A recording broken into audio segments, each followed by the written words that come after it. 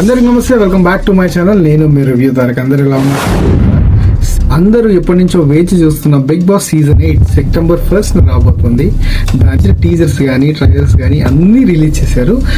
అద్భుతంగా ఉన్నాయి. ఈసారి కొత్త ట్విస్ట్లతో అయితే ఉండబోతుందని క్లారిటీగా ఉంది. దానికోసం ఇప్పుడు బిగ్ బాస్ సీజన్ 8లోకి ఎంతమంది కంటెస్టెంట్లు వెళ్తున్నారు, ఎప్పుడు స్టార్ట్ కాబోతున్నా బిగ్ బాస్ సీజన్ 8లోకి ఖచ్చితంగా ఎవరు వెళ్తున్నారు అంటే ఇప్పుడు చెప్పే నేను ఈ కంటెస్టెంట్స్ ఖచ్చితంగా వాళ్ళు ఉంటారు.